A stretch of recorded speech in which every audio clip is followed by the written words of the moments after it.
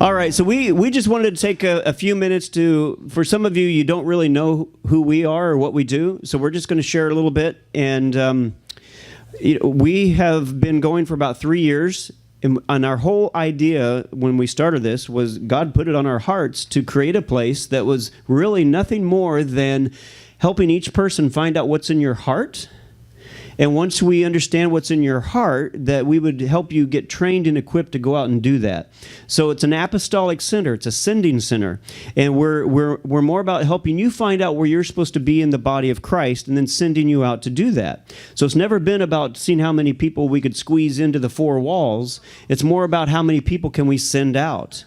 And so, having done all this, not knowing what we were going to get into with going into the heavens and then learning about your scrolls and finding out that that's what's in your heart, but getting it in the heavenlies when you can actually pull it and read it, start reading from it, and you have the whole plan of your life there that God has already written out for you. It's a very cool thing. We had no idea that was coming. The other thing that we laid out was that Kingdom Equipping Center, it's not a church, so to speak, that you're going to find it as a building with four walls. Now, we wouldn't mind having a building. We would love to have a building because it would allow us to do a lot more training and so forth, but we don't have one yet. But we always gave the analogy that we are more like an aircraft carrier. And some of you have seen that analogy, right? We've given that several different times, but aircraft being H-E-I-R, an aircraft carrier. So heirs to the kingdom. And then, and so it's more about, these planes come in and they land on this vessel, this ship, and they get refueled, they get recalibrated, they get intel for the next battle, and then they shoot off again. That's what we are. We're more about being that aircraft carrier. But you know what? A boat doesn't go in a straight line all the time. If it does, it runs aground. It's constantly taking a different course. So we've been listening, and as we hear the Lord give us a new course direction, we shift. So we keep telling everybody, don't get excited and get, settled in on what we're doing right now, because it's likely very soon we'll be shifting another direction. And you have to with God, because God's constantly shifting. I mean, He doesn't change, but our understanding of Him does. And He wants us to see a different perspective occasionally, so He gives us new intel or new revelation. And so we then have to make that course correction. I can tell you that after this seminar, we will be making some course corrections. We will be shifting again into understanding. So even what we're going to share with you right now, this is kind of where we've been. And we'll be praying into and looking at where are we going, because Father has a plan. He has a plan for us, and we're not ones that just get on a course and it's like, this is what we've always done. We're always going to keep doing it. That's it. That's not us. It's not us. So, all right. Thank you. So part of this also is not just about us individually, because sometimes in church we can get to me, what am I going to do? What's my role? What's happening? But I love what Chris is sharing, because it's the bigger picture. And this next verse I wanted to share with you, 2 Peter 3:11-12. And so this is from the Passion Translation, very interesting. Since all these things on the verge of being dismantled, we don't know what's next. Don't you see how vital it is to live a holy life? We must be consumed with godliness while we anticipate and help to speed up the coming of the day of God. Now, I don't know how this works with a cosmic, clock. I don't know if we really can speed it up, speed time up in any way. But this verse intrigued me as a child. When I first began reading this, is like, how do we hasten the day of His coming? What does it mean? And so I just want you to be captured by this as we look about this transition. It's so much more than just about me and mine and what I like and what I don't like. It's about this big story that we're all a part of, that we get to participate in. And it's figuring out how we all fit together to be able to move forward. Amen. So one of the verses that we've looked at is Matthew 16:18, when Jesus said, upon this rock I will build my church, which was the word ecclesia, and that's actually more of a government term than it is a synagogue term. And so you can kind of imagine the disciples going, what? What are you doing? What do you mean ecclesia? Because what Jesus was planning to do and still is planning to do is to build His kingdom on the earth. Amen? And we were called. That's what he was doing with the disciples. He was teaching them to step in and understand what it means to be an ambassador for the kingdom and to start going into the heavens, to see what the Father's doing, and then to bring that into the earth so that this earth would begin to look more like his kingdom in heaven. And again, I love the fact that you say it's okay to have an F- in the assignment, because when you look at the fact that that was the assignment, that was at least part of the assignment, and you look at where we're at today, it's like he gives the assignment, and we're supposed to start moving up in this direction, but instead we go dark ages, and we just plod along, in a total. I won't even get into all that, but the dark ages, and then we start to come back out, and now we're kind of like, we're recognizing that's kind of what we're supposed to be doing, and we're starting to do what he asked us to do 2,000 years ago, and we're supposed to have been efficient in this, bringing kingdom and changing this world so it looks more like his kingdom in heaven, but we're just now starting, and now we're supposed to start a new age. It's like, whoops. Okay, but that's all right, as pointed out. Almost every one of the other ages failed as well. And so, but we got to get in tune with what God's doing. And so that's what we're trying to do. That's what our heart is here at Kingdom Equipping Center, is to be in tune with what God is doing. And even if it's just one little group of Essenes or whatever they are, whatever we're called, that we do it. And, we may get a little persecution for it, but I just want to do what God's doing. Amen? So the majority of words in the New Testament that are translated church is ecclesia, the government of God. But there is another word too, and it's oikos. And this is family. Now, therefore, you are the members of the household of God. And I love this because I'm all about family. I love family. And I love the family that we have here. And we just want to continue to grow that. But it's not just family and it's not just government, it's the two together. Oikos and ecclesia together. We say family doing kingdom business. And so there's some churches who are fellowship, they're lovey-dovey, it's awesome. But they're not doing anything, they're just having a good party. And then you have other people that, man, they are down to business, they are doing things for the kingdom, but you don't really like spending a lot of time with them. And so we're really trying to marry the two of those things. And it's interesting because it kind of expresses somewhat of the two of us in that expression. And so that's what we're all about. Both parts are needed. And it's so exciting as we're going on this venture that it's not just this family.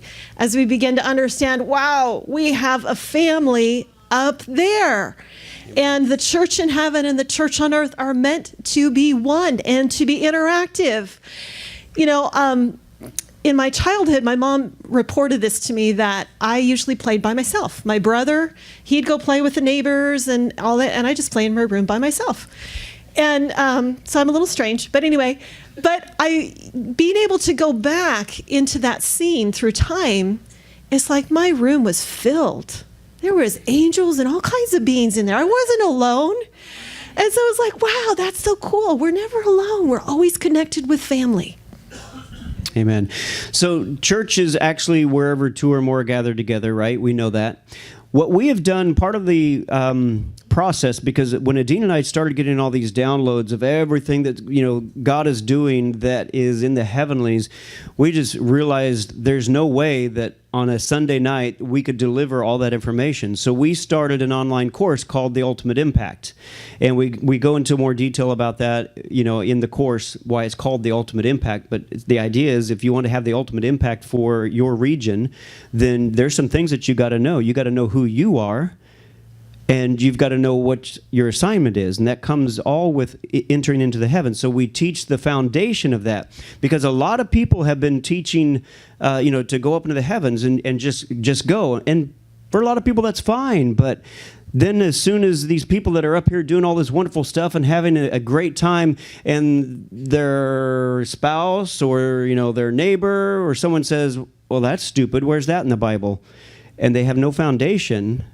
Then all of a sudden they're going into their cocoon and they're bailing out and they never give another look. And we've had people that have done that. We've had people kind of step in, where we need to give a kindergarten class. That's what we call what we're doing. We call it the kindergarten class. But, if we don't start here and move through and you try to take someone who should be in kindergarten, you throw them into a graduate level class, you're going to blow their mind. And you're going to scare them off. So we believe in building that bridge because I do. I mean, the Lord said to us, we need to steward this movement well. And stewarding this movement well means for us building that bridge so that other people, Baptists, Seventh-day Adventists, whoever it might be, can get on that bridge and see through Scripture that this is what we're supposed to be doing. And we can bring a lot of people along if we do that. That wouldn't necessarily be able to come if you try to plug them in way up there. So we're trying to build that bridge. That's one of the things that we're looking for. So, church is basically any group of people getting together. What we've started, we call them ecclesia groups, and we use the ultimate impact for people to get into, because I know there are people who are loving what we're doing, and they know that their friends aren't quite ready to just jump in up here. And so they're getting the training in the ultimate impact, and then they're going to start their own group. And when they start their own group, then they'll start inviting their friends in.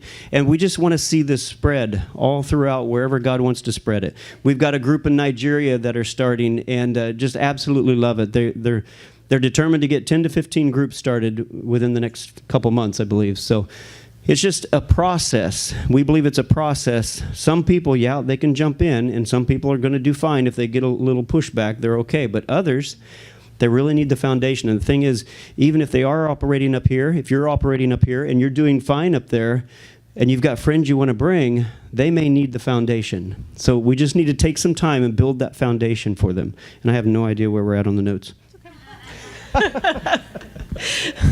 So we're ambassadors of the kingdom. We're called to rule and reign, bring heaven to earth for transformation, see a shift in the atmosphere where you go. We're going to move through this quickly because we want to get back to Chris. And the next slide is about the ever-increasing government and peace. There will be no end. Of the increase of his government and peace, there will be no end. And I just relate that to, Chris, what you were talking about, story, is it keeps going and it keeps building and it keeps going. And so this is an exciting journey to be a part of. Let's skip these, go right on. You know your sons and you know your kings, right? All right. Go. And you know you're part of a body, right? You need to be plugged in. Too many people have been isolated, and it's time to get together. It's time to work together. We have to figure out how we fit in the body. I love the story yesterday about David and the Feast of Tabernacles, because everybody came together and everything that was needed was supplied. And that's how we are meant to be. Keep going. Do the tree. Just briefly, Tree of Life. It was interesting. Chris talked about this last night. And I just wanted to illustrate this because we've been teaching Tree of Life for a while. And then Chris does a little twist on us yesterday. And we're all kind of like, okay, how do we do it? And, a couple of years ago, the Lord just said to me, you're eating most of the time from the tree of the knowledge of good and evil. And I realized that the religion that I had been raised in was very black and white. This is right, this is wrong. And about just cramming as much knowledge as you could get in your head. It didn't matter if you did anything with it. It just mattered that you were smart. And it began this journey to understand what is the tree of life, and to understanding the tree of life is about relationship. And then it's not about, well, I believe this or I believe that, or, he likes the word ascension and I hate it, but we can still work together. We're still married. It's okay. and there's so much freedom in that to go, it's okay. Chris brought another dimension of the tree of life and the tree of knowledge that is like, wow. And it has a different application. And it's okay. It's not like we're scrambling going, oh my goodness, I'm going to have to delete all the slides and don't tell anybody I ever taught on the tree of life. But it's like, oh wow, we get to see it from another perspective. And each one of you have a piece and a part of who God is. And so it becomes such a joy to interact with each one of you. And it's not like, well, who are you lined up with? Who are you following? Who is, you better line up and believe everything that Ian says, or I can't be your friend. No, it's none of that. There's the freedom to go, wow, I love that. Don't know about that. That's okay. I'll leave that on the shelf. I don't have to, and so we just want to say this is a place of freedom. All right, so Kingdom Equipping Center, our mission is basically raising up the mature sons of God, family doing kingdom business, and training and equipping the ecclesia groups to be the government of God. That's what we believe. So we just wanted to share really quickly again, because we know many of you are new here. We want to help you understand that this is what we're here for. And if you want to be a part, please come and let us know. We've started about 6 different ecclesias in this region. We've got one online that has people from around the country on it, and it's doing the job. Because part of what we're doing as the government of God is we're moving into the heavens, and we're asking God, the Father, because, you know, we can assume oftentimes, well, this is the right thing to do, right? You can oftentimes just assume, well, it's like this bill. What's this one? AB, what is it? 2943. It's like, yeah, we need to kill that bill. Well, yes, we would think that's absolutely the right answer, but you never know when God's got one of his tricky come-arounds that he's going to do, where he's going to do something greater by letting it go through. I mean, we don't know. So the thing is to go into the heavens and to ask the Father, what should we be doing about this, rather than just assume we know the answer. All right, so that's part of what we're teaching, is that we've got to do this in groups, because we're not lone rangers. We come together as the body, and we go into the heavens, we see what the Father's doing, and we come back down, and we start to, you know, from the heavens, we address it there, we learn to administrate from the heavens, and then if there's anything that we need to do here on the earth, we go do it. If he says to go pick it, go pick it. Do what you need to do. I mean, we put that out on the Ecclesia group many times to, you know, contact your senator, contact your representative, and let them know you don't want this to go through, because that's what we've been getting from the fathers. Like, we do need to stop it. We do feel like that's what he's saying. So go back to the other slide. I really like that slide. I like that one. No, there. I like that one. Everybody knows the Matrix, right? Which pill are you going to choose? Which direction? Do you want to do the ecclesia, or do you want to stay with the status quo? Status quo is easy. It's spectator. You know, you just get to sit and kind of be entertained. But yeah, it's familiar. And you know what? There's actually, I mean, I'm not going to dog any of those other churches, because they're doing a great work on bringing salvation. That's a huge work. They're doing a great work there. But that's just the first step of like a 1,000-step journey that God has for us. I mean, the journey actually has no end, but that salvation step is the first step, and you can't get on the rest of the journey without that first step. So bless them, let them do the work, but just understand there's also a lot more to do. And it's exciting. I love it. It's brought me back to life, because, you know, I was a pastor back in the 90s, and you know, I burn out trying to just get things moving, bring some life, and I literally just burn out, did a face plant, because I couldn't get the church moving.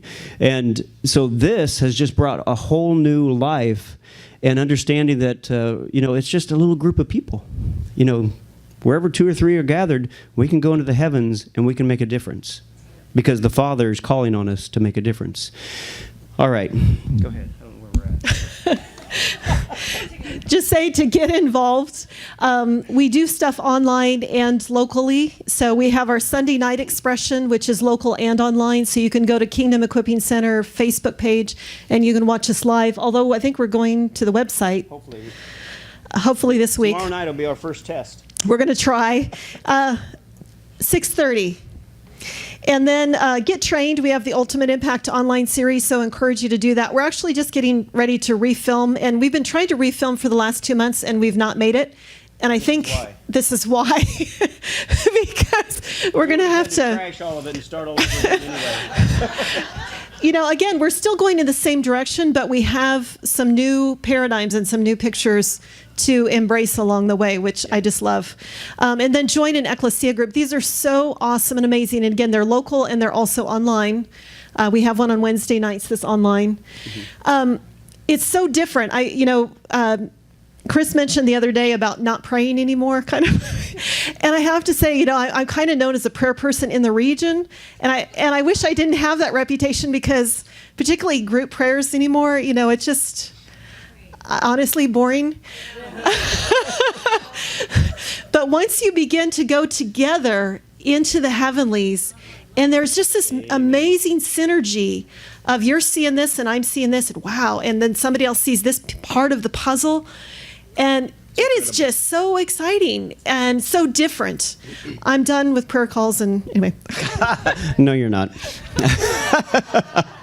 She thinks she is, but she's not. She's still got some more things to do in that Pisces before that door closes. Anyway, I just wanted to find out if there's anyone that would like to share a little bit, because I know there's some people here with testimony from being in one of the Ecclesia groups. Anybody want to? Okay. Yeah, just brief and short. Go, Peggy. Okay, thank you. Oh boy. So you said it was kindergarten, and I thought, okay, this is more the ultimate impact and what we're doing. It's more college level high school, I'd say. So it's not kindergarten for me. And I thought I was kind of high level, but I really wasn't. But it's definitely, I love the fellowship.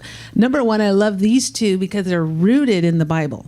So I feel safe with you guys. If those of you who have been hurt by the church or had skewed, I've gone from New Age Catholicism to do my own thing. And then, I belong to a church body, but you guys are rooted in the Bible, and that makes me feel secure to explore those areas.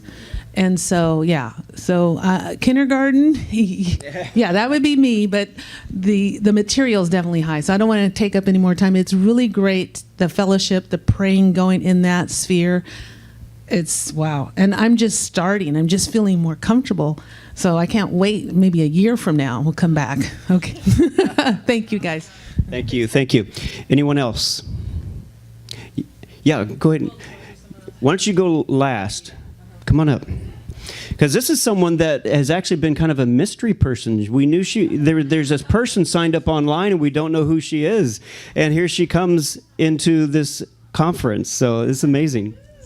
Part of that also is because I'm non-technical. I didn't fit into this technology age. So I'm not on your Facebook either. Because I also kind of like to keep privacy, but anyway. Oh. He's taping me? Like I said, don't like technology. Anyway, so I signed up to take the Ultimate Impact, and I have to tell you, I just absolutely love Spider-Man. They use the super people, the superheroes. And so they had Spider-Man. He had to practice. Okay, so we have to practice. So I got down to as far as getting to the scroll activation. I thought, I really don't want to do this, because for me, things haven't happened quite like I would like them to. And I have done activations on this and that with everybody. Nothing ever happened. But when I did this activation, it was on getting your scroll. So we went through the little lesson, and then I held my hands out for the activation, and I got a bright light. Amen. Hallelujah. So my scroll was delivered to me in light. Hallelujah. Come on. Oh, wait a minute. Uh-oh, that was my other pocket. Oh, bless you. Bless you. Thank you so much. One more, and then we're going to end it up. Yeah, one more. And then, oh, Kelsey? You go first. Of course, after Kelsey.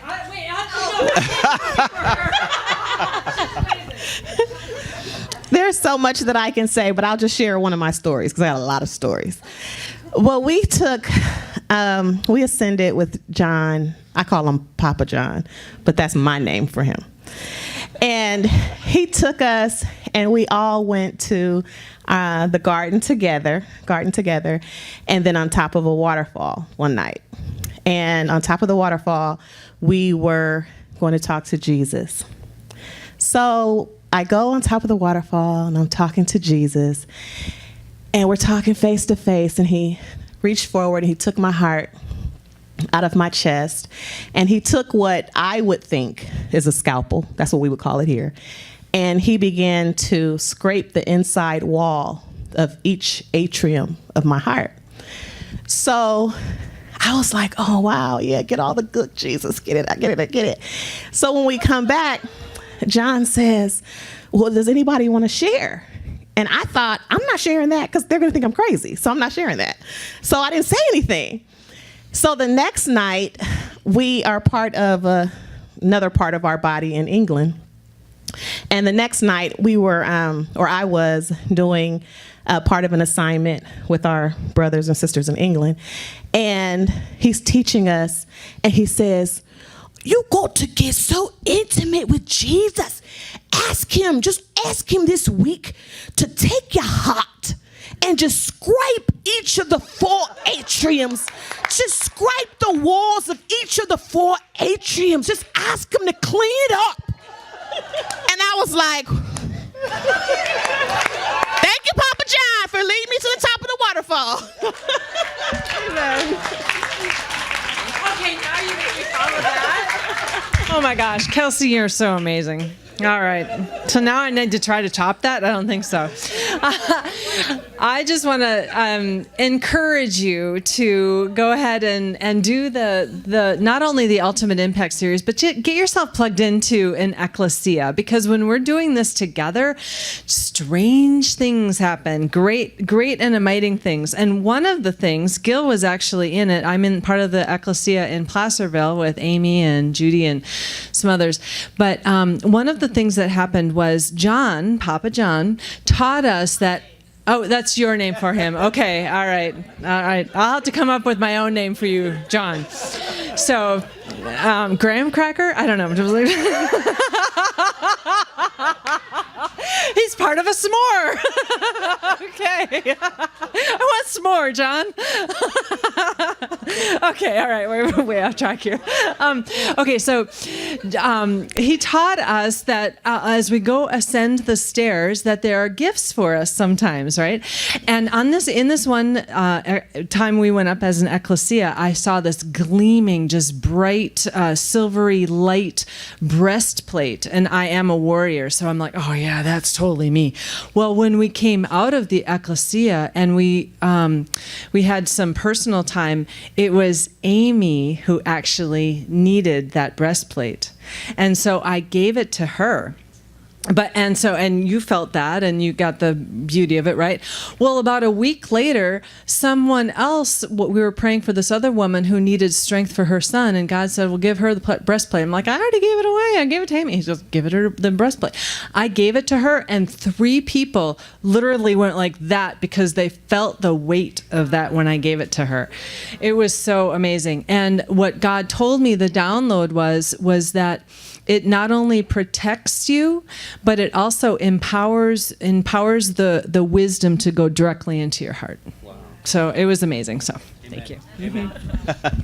All right. Thank you, guys. So we have another thing too. Meditate on me. Thing is, if you join the Ultimate Impact, if you join that, you basically get everything. You also get Meditate on Me, which my wife created. It's been about 3 years ago now, 2.5 anyway, and it's a guided meditation online that, I mean, it just gets rave reviews everywhere. It's fantastic. She does a wonderful job. We've got about 5,000 people online that are part of that. So anyway, you get that for free when you do the Ultimate Impact. So just putting that out there, what it is it's about 4 to 5 different teachings through the week. They're anywhere from 15 to 20, 25 minutes. And you do those, and then you get together in your group, and everybody goes through just the recap video, which Amy actually has done those. She's done a great job, right? Yes. Wonderful job on those. And then it has questions at the end. So we go over the material fairly briefly. So we might spend an hour doing that at most. And then we spend the next hour or so going into the heavens. So that's what we're doing in these ecclesias. I believe it's a great model just to get people trained, get that foundation laid, as well as give them the experience as well. So if you want any more information on that, see Berlin or Adina or myself, and we'll get you hooked up and get you set up. Or you can come here on Sunday night, and we'll get you hooked up and get you set up there too. All right? I think we're done. Chris, come on up. You guys want a 5-minute break, or we're just going to keep going? All right, we're going to keep going. I need help getting the board over here.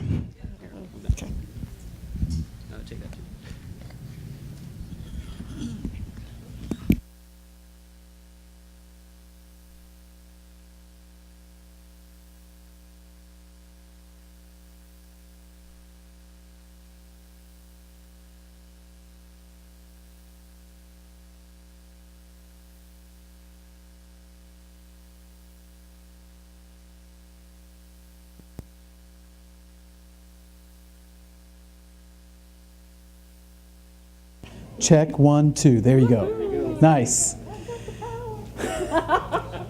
Did you want this microphone to do that? I'm perfectly happy, and I don't know how anyone follows any of those stories. That was a great impression. I know. I loved that.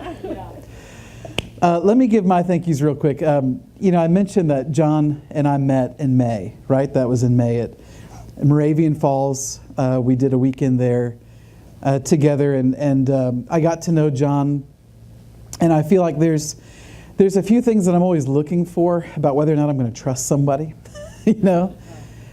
Certainly some genuineness, some authenticity.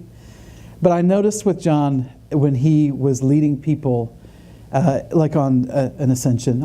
I didn't have the word either until actually Grant and Samantha, and I went, that is what we're doing, And so, yeah. See? Right. But John, that Friday afternoon, and I had just got there, and we were in Scott and Rita's house, and you were taking us up, and I had this encounter with the Father, which I had never had one like that before. But I was just taking note of something that I can hear it in the language with people. When they are trying to make things accessible for everyone versus when they are trying to keep it to themselves. And I can hear it in the way language is used. For instance, I always get frustrated when people say they translated to heaven like Enoch. I'm always like, no, you didn't. You were totally sitting in a chair, And you went in the Spirit like the rest of us. And people write it in books, and they say it on videos and TV interviews, and then I was translated to heaven like Enoch. And I am always like, who was with you? I was by myself. Then you didn't go. Did anyone see you disappear? No, I was by myself. Then you went in the Spirit like the rest of us, man. So stop trying to make it sound like you did something that's unattainable for everyone else. Because we live in that charismatic Christian bubble. And it's a community, it's a culture that somehow developed itself into this corner. That you tend to sell more books, get invited more places, and get better love offerings the more audacious the statements you make. And that's a culture that we've created. So you tend to get more attention if you go, and I was translated to heaven like Enoch. No, your keister was in the chair. But it felt like I know it does when I'm there too, but my rear end is in the chair. I'd let you know if something happened, and someone better be there to go, and you disappeared. And like Enoch. And I would go, wow, I also don't tolerate well people sharing stories that they can't replicate. Do you know what I mean? Like I don't have a lot of use for that. Tell me things that you can then teach me to do. Don't tell me things that establish that you're better than the rest of us. And they're really easy to make up. Now I'm bringing all that out to say, John is the opposite of all of that. He's incredibly accessible. In the language that's used, it's designed to take away barriers so that more people are able to do that ascension. Amen. To me, it is a mark of the next age. I think it was Francis Chan that said this recently. Are you familiar with him? He wrote that book, Crazy Love. Someone told me, I'm going hearsay here, I think it was my sister, who's pretty trustworthy, told me that he had, of course he had written Crazy Love, and he's speaking at all these different places, and he's really pulled back. And he had this statement that humans are not made for fame. They're not. It's a slow disintegration of your standards when you're in that place of fame. And it's so slow. It's like the frog in the frying pan.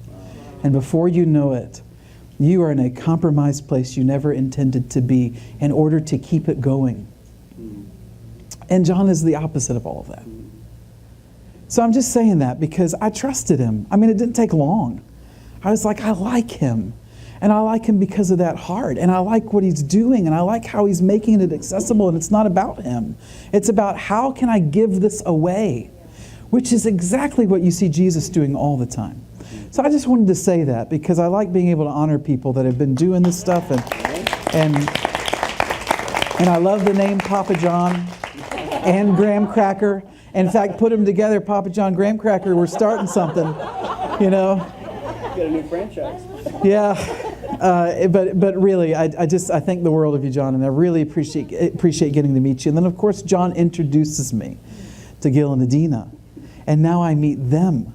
And then here they have this Kingdom Equipping Center, and they're continually making decisions that could possibly ruin everything for them, you know?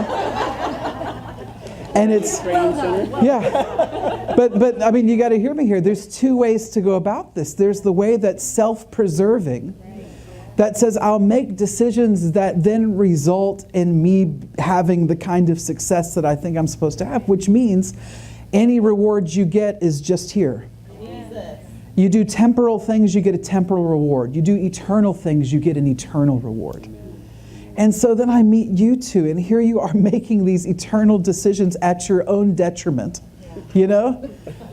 But you guys know what I'm saying. I'm not saying it's going to fall apart. I'm just saying the bravery and the risk to kind of just, you know, down on the ship with us, right? Right. I'm not setting you up for failure. You are obviously succeeding because you're succeeding in what you wanted to do, which was eternal things. And that's a win-win. You seek out the temporal stuff, it's win-lose. You win some, you lose some. You do the eternal things, it's a win-win. So I just really appreciate your courage and your honesty and the fact that you're so friendly to me. I just really appreciate that. I definitely get all of the relational component to this, which again, to me, is a sign of the next age, is that there's a focus on relationship, which is a wonderful segue to do what I'm going to do now. So I would like to, and thank you, I would like to say this, you guys are awesome, and I really appreciate you. What I'm going to do for the next 50 minutes is tell a story, and with any time left over, we'll go back to heaven sort of one more time. This is a good way for me to kind of bring stuff to a close, you know, kind of bring it to completion, this journey we've been on since Thursday night together. I've been telling you for a couple days now about meeting this angel Brennan and how he and I were really close. And I told you how he sort of morphed over time as I got to know him. He stopped being this, this kind of cookie cutter angelic presence with no personality, and then you get to know that he's got a name and personality. Then I get to get a sense of what he does, what he's personifying in creation. That he's so much like the mythical Hermes or Mercury that it occurs to me, oh my goodness, all of this notion of what these spirits were. Just because they're fallen, that doesn't mean there isn't more that didn't fall than did. Of course there's an angel. That personifies the ways and means and travel and boundaries and transitions and taking you across that incrossable thing into one realm, into another. That's the role of that kind of angel. And so I'm getting to know Brendan, and we're tight. He's answered so many questions for me. We've had so many good times together. He's taught me so much about myself. There's this natural affinity between the two of us for a reason. You know, I've been telling you, I'm not the ambassador type that goes and represents government and like figures out that governmental stuff. That's other people, and I'm like, go get them. Tell me how it works out, you know. I'm the traveler, the navigator. If the fivefold ministry thing, like we know that's a Pisces thing. What are the names and titles in Aquarius? Who knows? But it's probably things like baker, garment maker, navigator, things like that. It's again, this line between secular and sacred is what's disappearing in the next age. It's very holistic, to the point that I really feel like at some point in the future, I'm going to do meetings in an observatory. I feel it coming. Like I want to almost travel around to observatories and do meetings there. Okay, cool. I got some support that you'll come. Okay.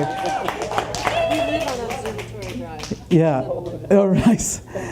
And to actually be in these domes and to recognize in the next age, this is a cathedral. Because that line between sacred and secular in the next age is what's disappearing. Okay, you still good? All right. So, getting to know Brennan, that's where I was going with all of that. Understanding myself, the navigator, like all of that coming together for me. And we've spent time together, and I have to be honest, I'm known in heaven for asking questions. It's a running joke. When I'm up there and someone answers a question for me, I know I'm going to have 20 more because of the answer. And so when I go, I have a question, they laugh and go, just one? And I'm like, yeah. But it's true. I mean, I'm constantly asking questions. Right about the time that I was seeing Marshall as big and realizing that worship is not all in Thanksgiving. Remember that from before the break. Right about that time, I'm in my office, sitting on the floor, my cup of tea, having my time in the Spirit. I'm talking with Brendan. I'm asking questions. And he says to me, Christopher, I really don't want to be a heavenly encyclopedia for you. I really don't just want to be here so that like when you have your questions, it's like you turn my pages to find the answer. He's like, that's not what I want. And I was like, what do you want? And he goes, I just want you. Yeah. Now that was a sweet moment. You were like, oh. In the moment it happened, I was like, ooh, this is how the horror movie starts. I've seen them.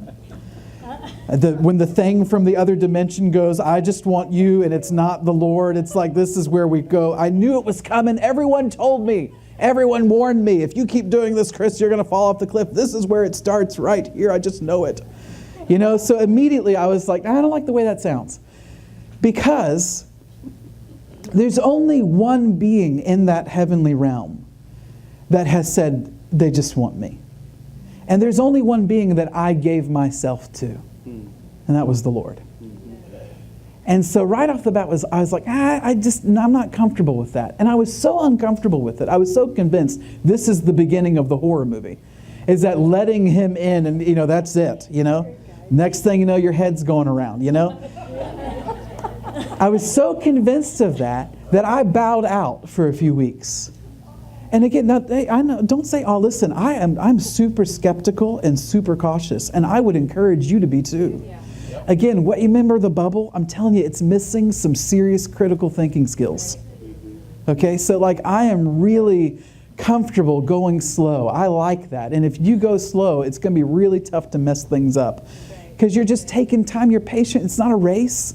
Test the fruit. Constantly test the fruit. If the fruit's bad, what you're doing isn't right. And then you change something, So I'm in there, I bowed out for a few weeks, I'm pondering things. I'm like, I'm not going back to talk to Brendan until I've talked to my dad, Wow. Now I'm telling you, just kind of here, these are good steps to take, okay?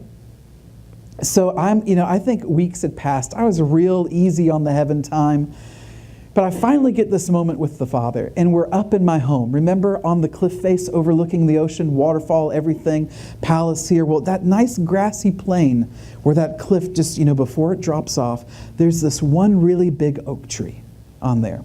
And I meet the Father on that kind of cliff face overlooking the ocean that day. And this day, he looks like so big and burly. You know what I mean? Like he's like wide and tall, and he's got this beard and this robe of like reds and golds and purples and everything. And he's just so big and massive. He looks like he could just kind of get me like right here, like right here. And it just, or do one of these or something, like it's just so big and safe, so paternal. And he meets me there.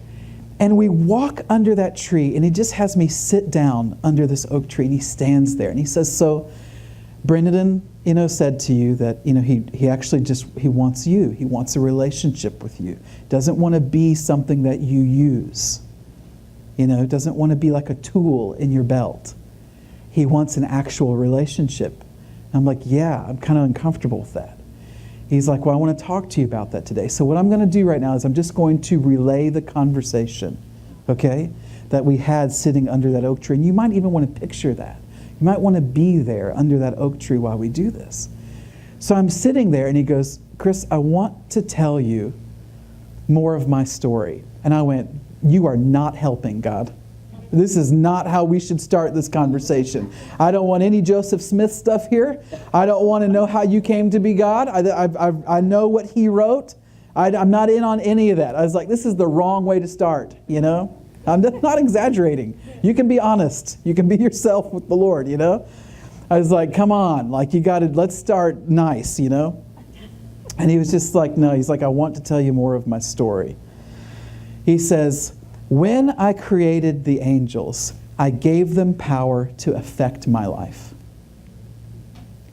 Now, he said, when you read in Daniel that thousands upon thousands attendeth to him, he said, if their attending to me doesn't move me on any level, then the entire relationship is founded on a lie. If there's all of these beings and he's like secretly talking to his bro and he's like, okay, these angels are driving me crazy. They're like always around. I'm going to give them a job. I'm going to tell them to attend to me so that they will like have something to do all day. But just between me and you, I'm like so powerful and so high above it that they're attending. It really doesn't do anything. I just need them to be busy at something. Okay, now that's obviously not the case. So he's saying, when I made them, I gave them power to affect my life. He took power from himself and gave it away into these beings and created them: light, waters, virtues, thrones, powers, all of it. And he gave them that authority to do with it whatever they would. He gave his power away. He said when that happened, and here they all are in this moment of creation, he has poured out of himself power for them to exist in their authority. He said they all looked back at me and said, this must be the Most High, because he had power and gave it away so that we would live. This must be the Most High. And the Father looked at me and said, in that moment, I became Elohim. He said, when they said, this must be the Most High, they then reached out and poured back into me with the power that I had given them and attended to me. And their attendance to me was them taking what I had given them and almost like completing a circuit, pouring the energy back into him and, of course, blowing him up into this Most High because he had given it away. And then they attended to him. And that attending to him absolutely affected his life. If that's not true, then God is in an ivory tower, so far up above any of us, and your tears never move him. And there's nothing you can do to touch. There's nothing that you can do to move. And you know what we call that? Bullying. The nature of a bully is to be in a position of invulnerability. Now, granted, it's a mirage. Bullies stop bullying the moment that they stop feeling invulnerable. That's why the moment you punch them in the mouth, they go, oh my goodness, I'm not invulnerable. I should find someone else to bully. But any relationship that is worth anything to you, your friendships, your marriage, whatever, if you are invulnerable in that relationship, they can't move you and the relationship means nothing. Relationships only mean something so long as the person has power to affect your life. And you have to give them that power. Anything else is called invulnerability. But the nature of true relationship is vulnerability. So here he goes, he's vulnerable. He gives them power to affect his life. And they do. And they pour it back in, except some looked at this situation and said, are we sure that this is the Most High? He had all of the power and he gave it away. This can't be the Most High. He gave me so much power. I wonder if I'm the Most High. This can't be him. Look at it. It's weak, vulnerable. And so the Father says under this oak tree, so what started as this question eventually just turns into neglect. They stop attending. They pull back that attendance. And eventually just simple neglect starts to become animosity. What are the rest of you doing? Can you not see this can't be the Most High? All you got, that power came from him. He gave it away. He can't possibly be the Most High. What is your problem? And that neglect turns to animosity. The animosity eventually turns into rebellion. And they leave. We're going to go find the Most High. Perhaps I'm the Most High. I'd like to set myself up as the new Most High. And of course, that distance from him results in a metamorphosis. So the angel that was attending light, as it steps away, becomes darkness. And I'm telling you, he's darker now than he was when he started. And the angel that was life and healing, which we would know of as Raphael and the Apocrypha. Well, that's Raphael that didn't fall. Obviously, there's an angel like Raphael that did. And he became the angel of death, which we would probably know in Hebrew as Abaddon. And the virtues became perversions. And they're all falling away, finding some home where they can set up their own thing. And so we're still under this oak tree, and Father's having this conversation with me, and he says, but I was never going to let them go. I was always going to meet them wherever they went. I was never going to let my creation exist in a place where I wasn't. So wherever they descended to, I was going to meet them there, and I did in the person of Jesus. And so Jesus comes on the scene, and he never breaks the original covenant that they had power to affect his life. He never breaks the covenant with these spirits. So that in the last week of his life, even when they're coming to get him, to take him away to be tortured and killed, he says to the boys, don't you know I could summon a legion of angels right now and solve this problem? And it would be just a simple matter of rare, medium, or well done. I will microwave all of them. But I am not going to break this covenant. They were given power to attend to me. What they do with it is up to them. So he submits to it. And the angel that was a caress became the angel that hit him. And the angel that was the flowers became the one that was the thorns. And the angel that was blessing and encouragement became the curses and the spitting at him. And he never stops them from attending to him. And they're attending to him and attending to him. And he's on the cross and they're attending to him with every dark thing that they've become. And at no point is he cutting them off. He's saying, I gave you power to affect my life. I will not become the bully now. Whatever you do with it is up to you. Until finally in that moment, that angel that was life and became the angel of death reaches, grabs him, and pulls him down into the grave. And he's participating with all of it. He's not breaking his rules. He's not breaking his own word. And they bring him down in there.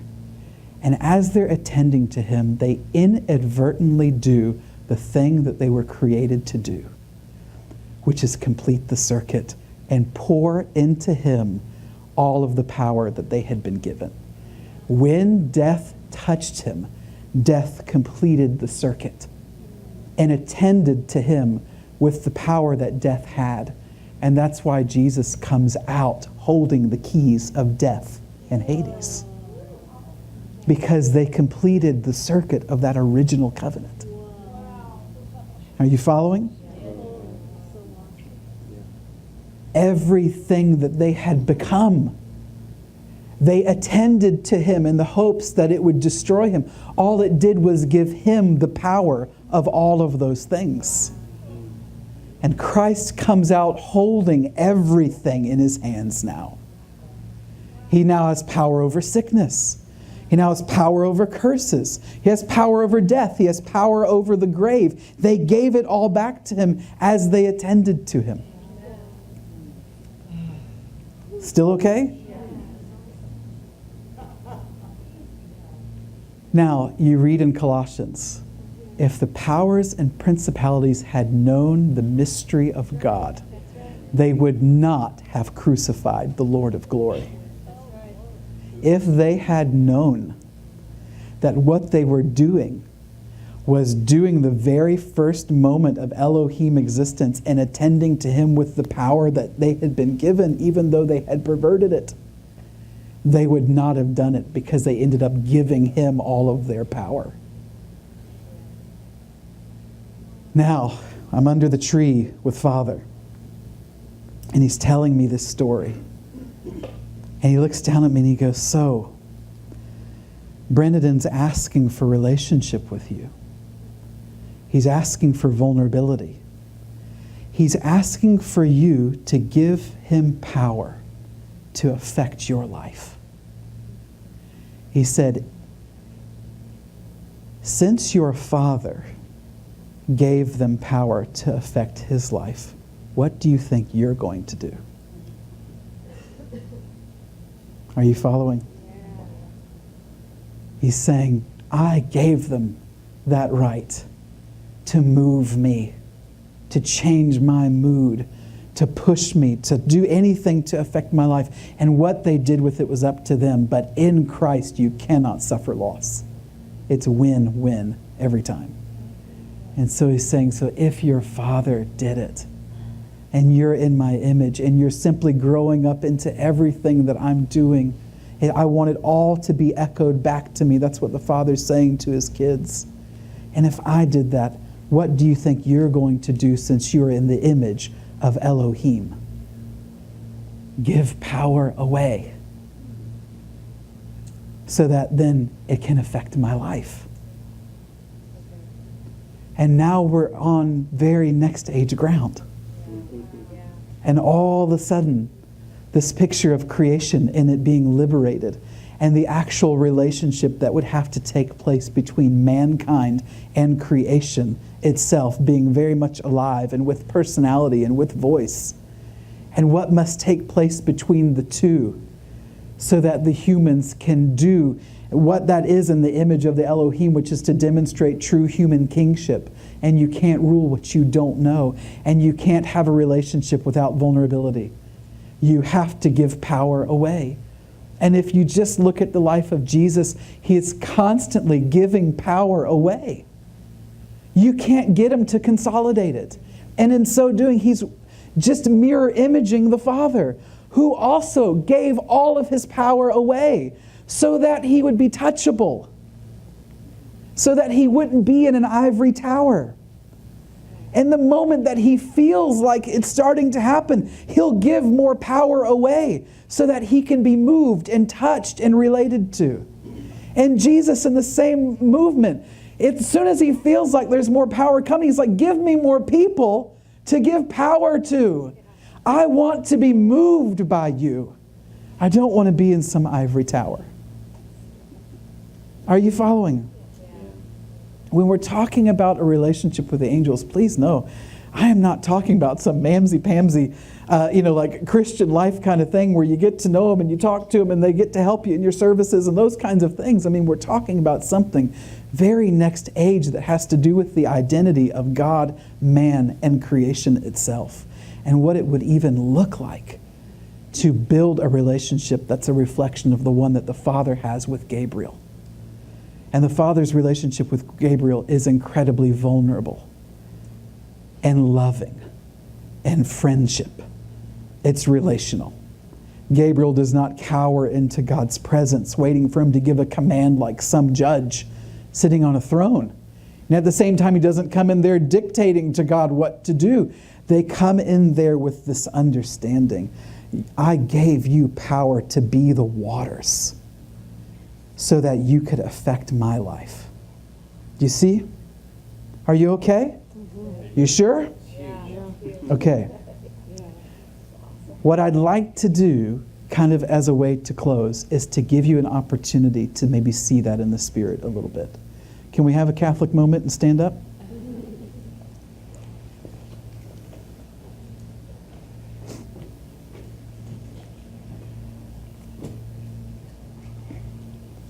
Hopefully what that does is give you a little bit more weight to what we're talking about. Hopefully what that does is give you a sense of what's at stake. Hopefully that gives you a sense of that true reflection between you and the Godhead, that you are in God's image. By the way, I thought that went well after the fact, after I had that conversation. Just to clear that up, I was like, okay, that's a really good point, Lord. That's a good story. You know, I do want to be like you. I think I do understand where you're coming from. You know, that talk was so important under the oak tree that day. And of course, what did I do? I went back to Brennan and I was like, so I talked to Dad. Turns out, you know, that even though in my genetic memory, there is this hurdle I have to get over, because deep down in my gene pool is a memory of the last time that we gave someone of your kind the ability to affect our life. It went very poorly. And that's a genetic memory that we all have. If I give you power to affect my life, it results in this junk. The fall. Obviously, you know what I'm saying, right? So it's in there. There's this hiccup that goes, I don't know. That's fine. I'm not here to push you. You guys, I think you figured it out with me. I am a pressure-free environment, you know? And I'm in it for the fun. I am not high pressure. I'm just like, if you're not having fun, we're doing it wrong, you know? So I'm not telling you to do something. If you're like, Christy, I want time to think this through, I would be like, number one, you get an A+ for being cautious and critically thinking, and take all the time in the world you need. And if some of you are like, yeah, I want to maybe ask some of these questions right now in the Spirit, good for you too, but there's no difference between you and the person that's like, I want to think about it for a while. I'm just giving you opportunities. That's all I'm doing. And if you don't want to ask the questions that I might prompt you to mumble, do what you want to do. You know, like go up there and talk with Jesus or have a good time, okay? But if you want to, I'm just going to prompt you a little bit, okay? And again, no gold stars for taking me up on this offer. Yes, ma'am. Do we have to speak out loud even with a mumble, or can they read our mind? Well, I don't know. I mean, I kind of think they can, but the mumbling's for you. It's not for them. The mumbling is to help slow you down so that you don't jump around everywhere in the Spirit, and it focuses you and it convinces you that what's going on is real because your brain's listening to your voice. Okay, so you ready? Let's go right back to the silver tree. Let's do that. Do I have to describe it again? Raise your hand if you want me to do a brief description. I don't mind. I will. Okay, I want you to imagine. You're going to see this silver tree. And again, you're just going to have to trust me for a minute. I'm just taking you to a place in heaven I know well. So imagine the trunk of this tree. It's silvery, it's metallic, it sort of twists as it grows up. You know, I don't know, maybe about this big around if you're looking at my hands. And it twists as it grows up, and then these branches, these silver branches spread out in this wonderful circular canopy, maybe 3 to 5 feet overhead. All these silver branches, I mostly see green leaves up there, and these luminescent orbs, just slightly luminescent orbs like fruit up in the tree. You look down to the base of this metallic-y, silvery trunk, and on the ground is this mossy green ground cover. And it's just, 8-10 feet on either side of the tree in this circle. And then outside that is this circular walkway that's paved. And around the perimeter of that walkway are benches that you could sit on. And out from that are pathways into this particular garden where this tree is. And are you like, Chris, is this like a tree of life or knowledge or something? No, it's not. It's just a tree. I like it. It's a good place to meet. Seems to suck everybody in okay. So that's why we like to meet here. Now, I want you to be there and just locate yourself just like we have all this time. And just raise your hand so I can call on you. I think participation is just so important. Raise your hand and just tell me, where do you see yourself in this picture? What's your first guess as to where you are? First guess. Yes, ma'am. Elizabeth. I'm lying down underneath. Lying down. You're like, yeah, it's time for a lie down right now. Breathe in the peace. Breathe out the freak out. Whew, there we go. There's a hand back there. Where do you see yourself? I'm sitting on a big branch, but I'm halfway out to the end. There you go. Sitting on a big branch halfway out. Yes, ma'am. I'm in a swing. You're in a swing. It's coming down. Right on. Yes, sir. Walking around it. One more. Where are you? Yes, ma'am? I'm just standing underneath, kind of looking up, and I feel not quite a breeze, but a real refreshing. It's Linda, right? I'm very proud of you. I'm very proud of you. Well, I'm okay if I don't have to see what you see. That was my problem. trying to You're see doing what fantastic, though. Very proud of that. You're very brave. Amen. You're very brave. Hallelujah. Now, wherever you are in there, that's great. Let's now find the Lord. Lord, where are you in this picture? You're free here. You want to talk to the Messiah, the King of Kings. You want to talk to your Father. You want to talk to Mother, Holy Spirit. Doesn't matter. Let's just find the Lord in this picture. First impressions, and then I want you to be close, just like we've been practicing. Wherever you are, Lord, would you like to come close to me, or should I come close to you? And you mumble.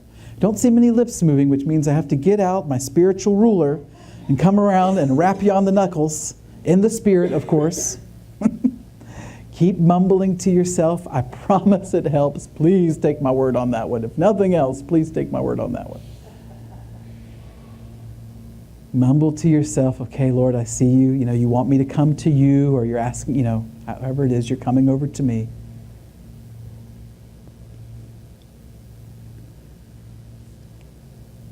And then I just need a hand if you want me to pause for another few moments. Do you need a few moments to get close?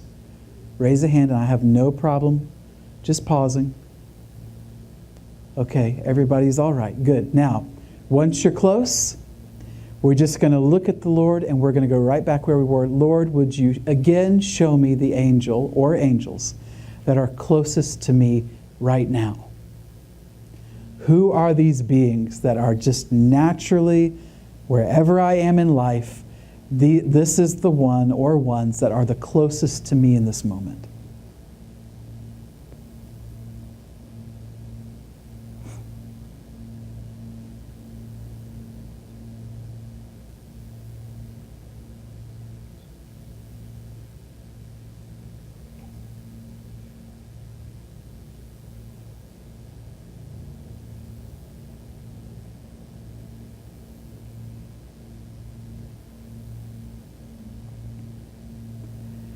And you're trusting your first impressions, color, clothing, expression, name, all of those things. I think you guys are really good at all this stuff, so I'm not going to belabor it.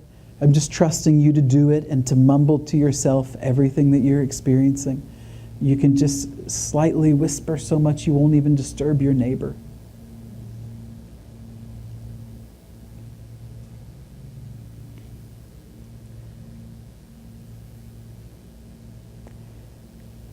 Now, a fun question might be to, if you even want to pick, if you're seeing 5, maybe you want to pick 1, but a fun question might be, and you can even have God translate for you if you're uncomfortable talking to Him directly, doesn't matter, but you could ask, why are you the one that's closest to me right now in my life? Why are you the one nearest to me? And trust your first impression.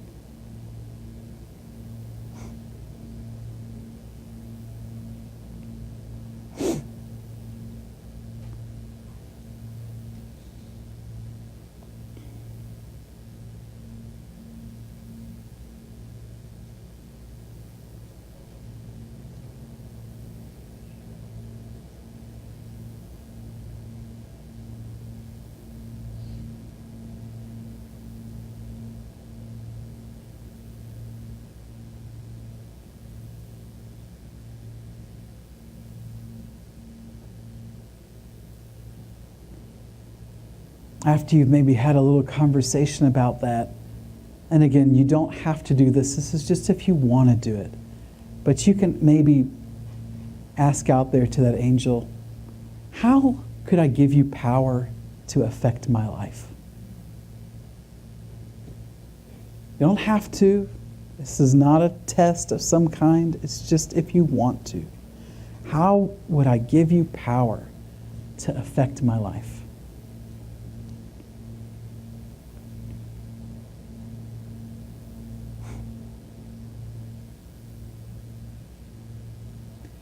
Just giving you a minute to ask and trust your first impressions. Don't write things off as being wrong or not spiritual enough or silly or off or whatever. Just For the moment, just trust those impressions.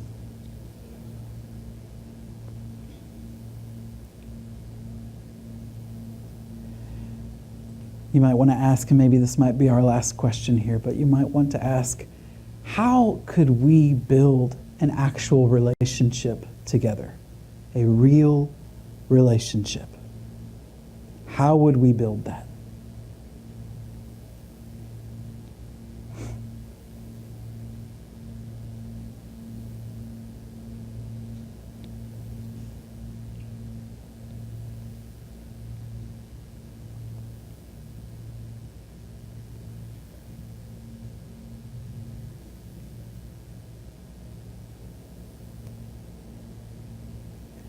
And you're doing great. I'm watching your lips move. You're mumbling to yourself what you're hearing in return.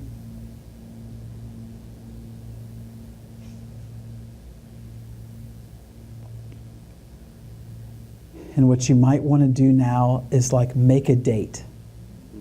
Set a date. Thanks for meeting with me. Let's get together tomorrow, lunchtime. I'll meet you on the porch outside my house. Let's talk. I want to know about your family, your favorite color, what kind of music you like. I'm just making this stuff up, but it's just really up to you. Make a date to maybe see where this relationship might go. And of course, you can always have Jesus there with you, some part of the Godhead to chaperone, test the fruit, all of those things. I think you guys know that by now. And then when you're done, just go ahead and have a seat and open your eyes. So I know that you're back here.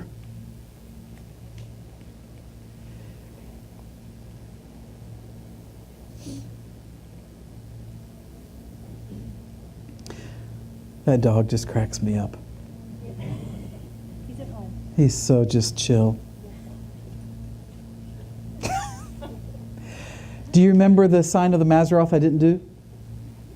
You remember that one? Yes. What was the ruling sign and the revelatory sign that I didn't touch on? Cancer, Capricorn.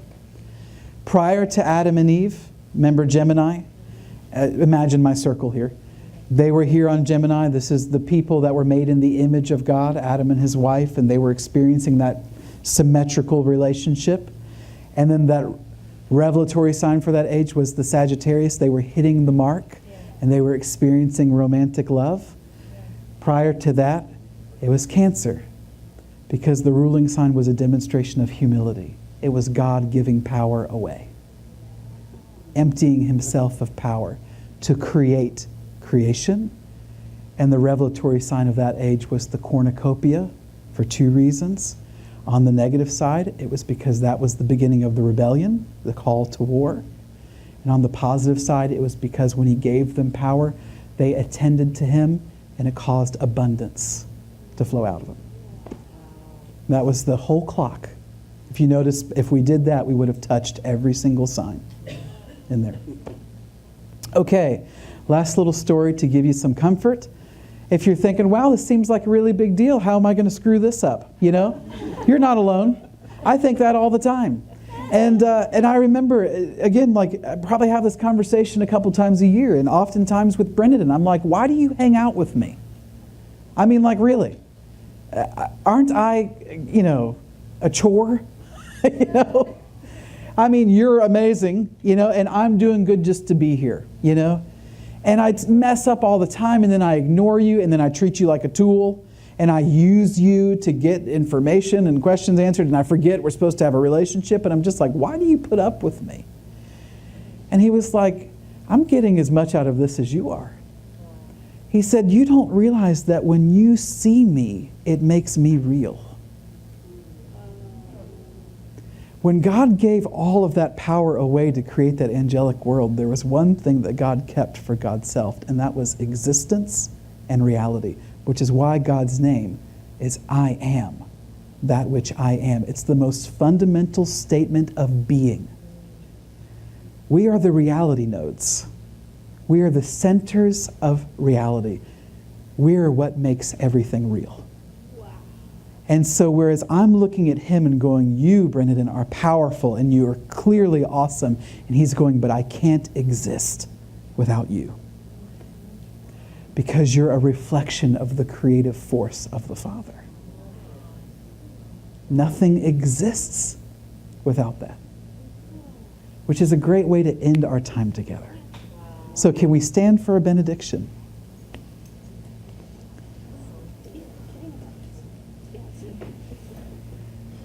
Remember that any move into the next age, out of the words of Owen Barfield's mouth, would involve a systematic use of the imagination. If you're going, Chris, what do I do now? Go to heaven in the Spirit. Do your calls. Do the things that you're doing. Spend more time there. It's the best thing you could do. It's the best next step. And you could be taking that next step for decades, and that would be okay. Keep fixing your eyes, not on the things that are seen, but on the things that are unseen. Because what's seen is temporary, but what's unseen is eternal. And in the words of Paul, I pray that the eyes of your heart would be illuminated so that you could see and perceive this vast inheritance that Christ himself was crucified to give to you. So thank you for having me. I've enjoyed every minute of it. I know we've got a few other things this weekend, like Sunday night, but this is a good way to kind of conclude our actual conference time. So it was a wonderful time for me. Thanks for having me, and I hope to see you all again sometime. Okay?